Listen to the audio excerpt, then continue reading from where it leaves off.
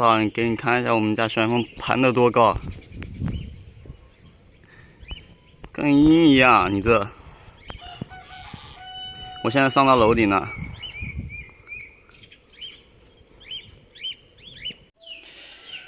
小旋风大概有2周没出来过了，也没有训，所以它的又要重新适应环境，但是肯定会比之前好很多。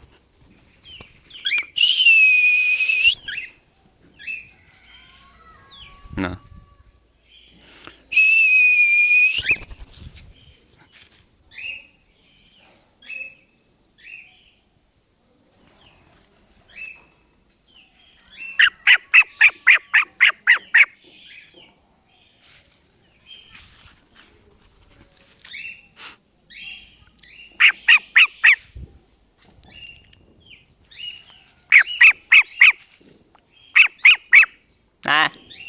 哎，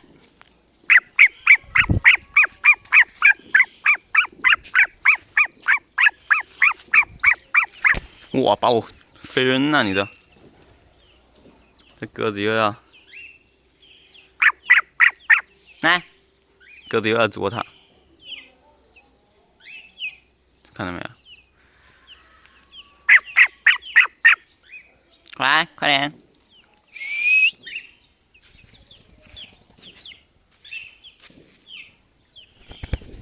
哎呦！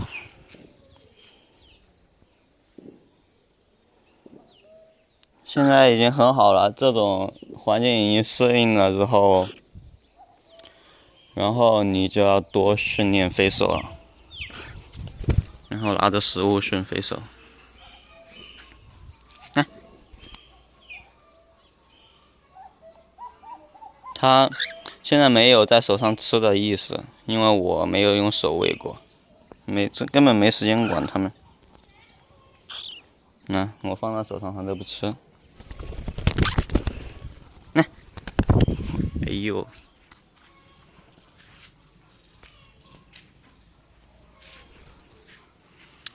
把我转晕了你！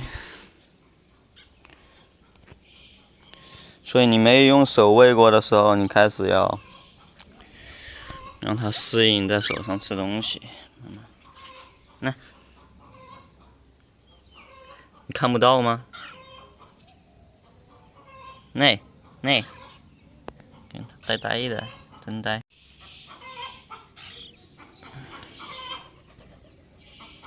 它不吃我手上的，很奇怪。关了2周了，来上来。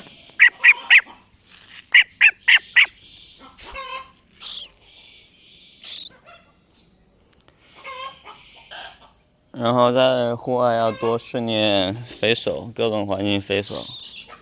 飞手训完之后，你就可以训飞定点。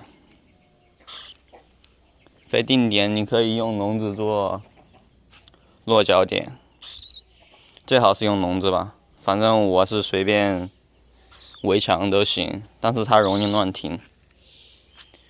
如果你用笼子做落脚点的话，它就喜欢停到笼子上面。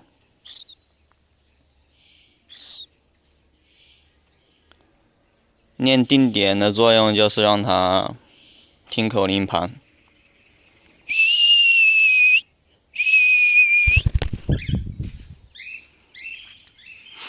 飞出去了。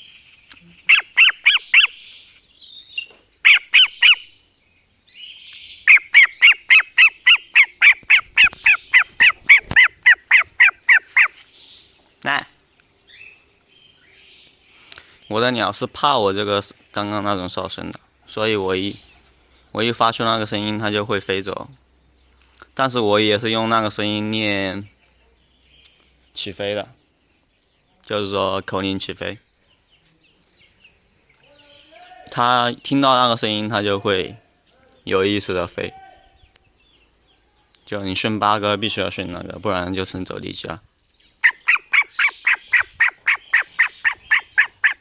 那，它条件反射现在不怎么好，因为2个星期没管。鸽子佬去捉它，快点来！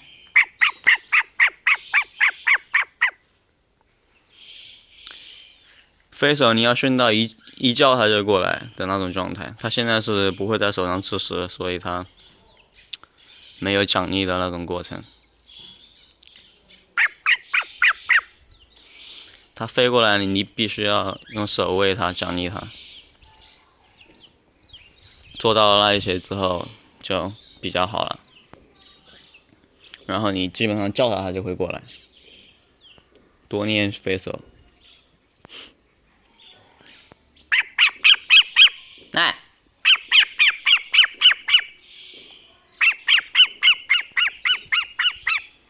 看它条件反正很差的，现在。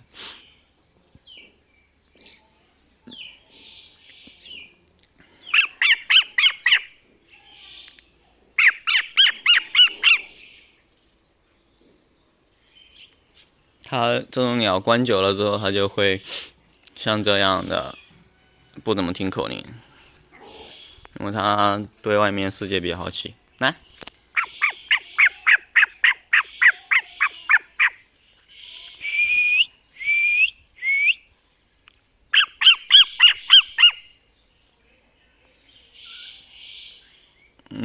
我把其他的也放出来算了，周末让它多适应一下环境。